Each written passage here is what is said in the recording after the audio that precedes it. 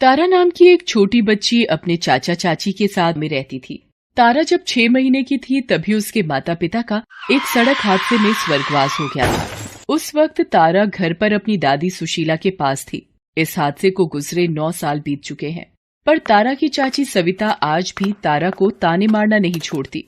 तारा, ओ तारा, कहाँ मर गई? इधर आ। जब देखो आलसियों की तरह धीरे धीरे काम करती है। जी चाची, वो दादी माँ को दवाई दे रही थी, उन्हें बहुत खांसी हो रही है। अरे अम्मा, तुम तो बस बहाने ढूंढती हो इस कामचोर से काम न करवा पाऊं। बहू, क्यों बिन माँ बाप की बच्ची के पीछे पड़ी रहती हो? थोड़ी तो तरस खा लिया करो। अम्मा, तुम इसकी तरफदारी करना बंद करोगी? अभी मुझे पूजा के बापू के लिए रोटी भी भिजवानी है। जा तारा, ये रोटी देकर आ बागान पर अपने चाचा को, और जल्दी आ जाना। कभी दोनों चाचा भतीजी फिर से गाना मत शुरू कर देना। तारा के चाचा का बागानों में खेती का काम था। बागानों का मालिक जिसकी मजदूरी के पैसे देता था। तारा अपने चाचा को रोजाना बागान पर दोपहर की रोटी देने जाती थी। तारा का चाचा मुकेश भी तारा को बहुत प्यार करता था।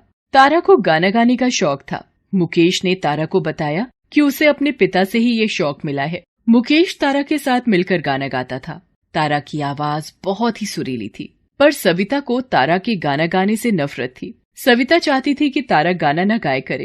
एक दिन सविता अपनी बेटी पूजा के लिए नई फ्रॉक लाई और बोली, पूजा, ये ले तेरी नई फ्रॉक। कल जन्माष्टमी पर तू यही फ्रॉक पहन लेना। मंदिर में बड़ा कीर्तन और भंडारा भी होगा। ये तो बहुत सुंदर फ्रॉक है माँ, मैं अभी इसे पहन कर आती हूँ। बहू, जब तुम पूजा के लिए नई फ्रॉक लाई हो तो एक फ्रॉक तारा के लिए भी ले आती। कैसी बातें करती हो अम्मा, तुम तो मेरी पूजा को नजर ही लगा दोगी, और मेरे पास इतने पैसे नहीं है कि तारा के लिए भी ले आती। सविता, तुम्हारा तारा से इतनी नफरत करना अच्छी बात नहीं है। रहने दो जी, तुम तो बस तारा के गुण गाते रहना। अगले दिन जन्माष्टमी का समारोह होता है। सब मंदिर जाते हैं। मंदिर के पुजारी को पता होता है कि तारा बहुत अच्छे भजन गाती है। पुजारी तारा को भजन गाने के लिए कहते हैं। मुकेश के कहने पर तारा भजन गाना शुरू करती है। यशोमती मैया से बोले नंद लाला, यशोमती मैया से बोले नंद लाला, राधा क्यों गोरी मैं क्यों काला, राधा क्यों गोरी मैं क्यों काला। हर कोई तारा की तारीफ करता है। ये सब देखकर सविता और जलन से भर जाती है और गुस्से में पूजा को लेकर घर आ जाती है। सविता मन ही मन सोचती है, इसका कुछ तो करना ही पड़ेगा। दिन पर दिन इसके पढ़ निकलते जा रहे हैं। मंदिर में तो ऐसे भजन बोल रही थी जैसे कि बहुत बड़ी गायिका हो। इसकी वजह से पूजा के बापू भी मेरी और पूजा की तरफ ध्यान नहीं देते। एक दिन बागान का मालिक खेती के सामान के लिए मुकेश को दूसरे शहर भेज देता है। सविता मौके का फायदा उठाने का सोचती है और तारा को बाजार से सामान लाने भेजकर वो पीछे से किसी को फोन मिलाती है। अच्छा भैया, तो तुम हर हफ्ते शहर जाते हो तो ठीक है, तुम्हें मैंने समझा दिया है। इसका तुम्हें जो भी करना है, कहीं भी छोड़ना या बेचना है, काम कल सुबह ही हो जाना चाहिए। मैं सामान लेने बाहर भेजूंगी, तुम वहीं से अगवा कर लेना। तुम्हारे पास बस आज का मौका है, और हाँ, मेरे पैसे मुझे दे देना। सविता की सास सुशीला उसे फोन पर बात करते हुए सुन लेती है। वो घबरा जाती है। उसे समझ नहीं आ रहा था कि क्या करे। वो अपनी पोती तारा को कैसे बचाए। रात घिराती है। सुशीला को पता था कि सुबह होते ही सविता अपनी काली करतूत शुरू कर देगी और वो कुछ नहीं कर पाएगी। आधी रात के वक्त जब सविता और पूजा गहरी नींद में सो रही थी, सुशीला धीरे से तारा को उठाती है। तारा, उठ, हमें यहाँ से जाना होगा। दादी, हम कहाँ जा रहे हैं, वो भी इस वक्त? तारा बिटिया, ज्यादा सवाल मत कर, हमें जल्दी से यहाँ से जाना है।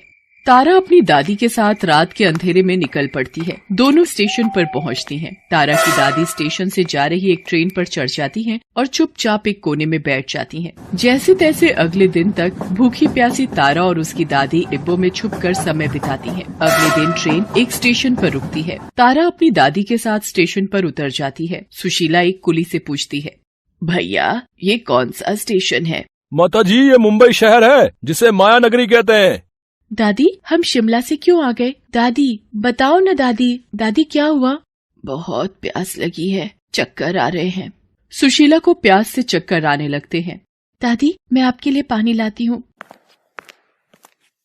भैया, एक बोतल पानी की दे दो, मेरी दादी को बहुत प्यास लगी है।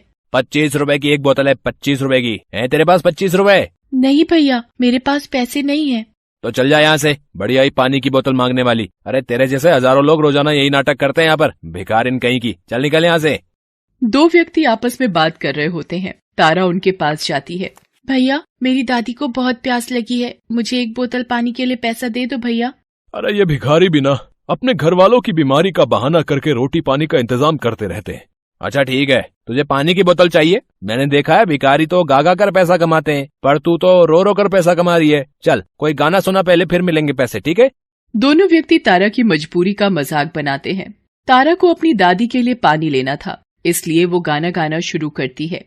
यशोमती मैया से बोले नंद लाला, यशोमती मैया से बोले नंद लाला, राधा क्यों गोरी मैं क्यों काला, राधा क्यों गोरी मैं क्यों काला। अरे आवाज तो तेरी बड़ी मीठी है लड़की, है? चल इसी बात पे ये ले ₹25, जा अपनी दादी को पानी पिला दे जा।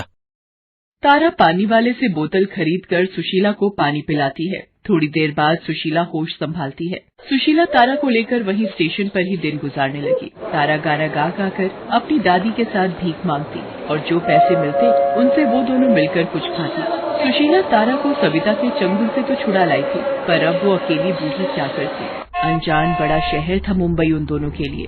धीरे धीरे दिन बीतने लगे। एक दिन तारा भीख मांगते हुए वही गीत दोहरा रही होती है। एक आदमी एक औरत के साथ ट्रेन से उतरता है। वो तारा को गाना गाते हुए सुन लेता है। यशोमती मैया से बोले नंद लाला, यशोमती मैया से बोले नंद लाला, राधा क्यों गोरी मैं क्यों काला।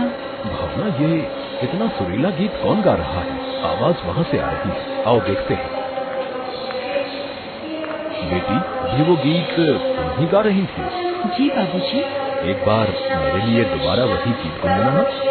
यशोमती मैया से बोले नंद लाला, यशोमती मैया से बोले नंद लाला, राधा क्यों गोरी मैं क्यों काला, राधा क्यों गोरी मैं क्यों काला। बहुत सुंदर और मीठी आवाज है तुम्हारी। तुम कहाँ रहती हो बेटी?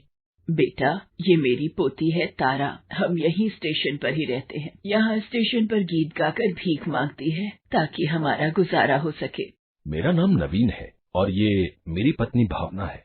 मैं एक म्यूजिक कंपनी चलाता हूँ। नई आवाजों को मौका देना मुझे पसंद है। नई प्रतिभा लोगों के सामने आनी चाहिए। आपकी पोती की आवाज सचमुच बहुत ही अच्छी है। मैं इस आवाज को लोगों के कानों तक पहुंचाना चाहता हूं। आपको ऐतराज ना हो तो मैं आपको अपने स्टूडियो ले जाना चाहता हूं। भावना, मैं चाहता हूं कि ये बच्ची एक सफल गायिका बने।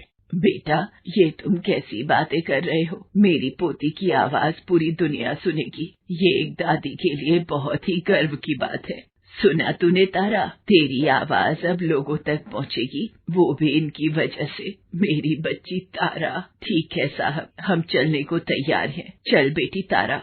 नवीन और भावना सुशीला और तारा को अपने घर ले आते हैं। सुशीला उन दोनों को सारी आपबीती सुनाती है। भावना उन दोनों के लिए रहने का इंतजाम करती है। धीरे धीरे तारा को अभ्यास के द्वारा पूर्ण शिक्षा देकर नवीन तारा की आवाज में एक गीत लोगों तक पहुंचाता है। तारा की आवाज लोगों को बहुत पसंद आती है और हर तरफ तारा की तारीफ होती है।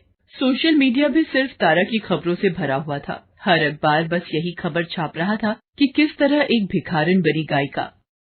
नवीन और भावना भी तारा के लिए बहुत खुश थे। माताजी, आपको पता है तारा ने तो कमाल कर दिया है। हर तरफ बस तारा की आवाज की तारीफ हो रही है। ये आप दोनों की मेहरबानी है बेटी। आज आपने मेरी बदकिस्मत कही जाने वाली तारा को किस्मत वाली तारा बना दिया। आपका ये एहसान हमेशा रहेगा बेटी। माताजी, ये सब तारा की आवाज का जादू है जो इसे ये मुकाम मिला। कल टीवी पर तारा का इंटरव्यू है तो हमें समय से पहुंचना है। भावना, तारा को तैयार करने की जिम्मेदारी तुम्हारी है। उधर शिमला में जब मुकेश वापस आता है तो माँ और तारा को ना पाकर दुखी होकर उनकी तलाश में कई महीनों तक दर दर भटकता है। एक दिन चाय की दुकान पर वो अखबार में तारा की फोटो देख लेता है और मुंबई जाने के लिए निकल पड़ता है। शहर पहुंचकर वो बाजार में दुकानों पर लगे टीवी में तारा को देखता है। वो खुशी से फूला नहीं समाता और रोने लगता है। स्टूडियो का पता पूछते हुए वो नवीन से मिलता है। नवीन उसे तारा और सुशीला से मिलवाता है। अम्मा, तारा, मैंने आप दोनों को बहुत ढूंढा पर आप दोनों मुझे नहीं मिले। ये तो मैंने अखबार में तारा की फोटो छपी देखी तो यहाँ तक पहुँचा। माँ, मुझसे क्या गलती हो गई थी जो आपको घर छोड़ना पड़ा? नहीं बेटा, बस वो समय ही खराब था जो हमने ये कदम उठाया। चाचा, मुझे आपकी बहुत याद आ रही थी। चाची और पूजा नहीं आए आपके साथ मुझे मिलने? भूल जा अपनी चाची को, वो तेरी चाची कहलाने लायक नहीं है। नहीं मुकेश, तू बहू को ऐसे अकेला छोड़कर नहीं रह सकता। कितने महीनों से वो भी तेरे लिए परेशान होगी। चाचा, मुझे चाची और पूजा के पास ले चलो।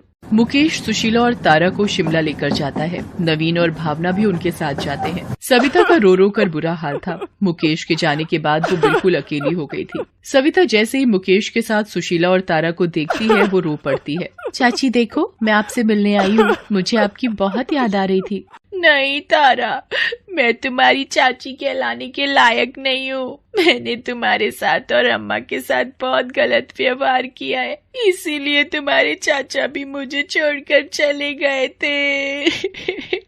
अपने आप को अब इतना दोष मत दो बहू, जो होना था हो गया। अब तुम पूजा की ही तरह तारा की भी माँ बनकर उसकी देखभाल करो। आज तारा ने इतना ऊंचा मुकाम हासिल किया है, फिर भी ये आपको ही याद कर रही थी। ये आपसे बहुत प्यार करती है। सविता तारा को गले लगा लेती है और उस दिन के बाद सब मिलकर मुंबई में ही खुशी खुशी रहने लगते हैं। तारा को नवीन और भावना की वजह से एक ऊंचा मुकाम मिला था जिसकी वो हमेशा आभारी थी।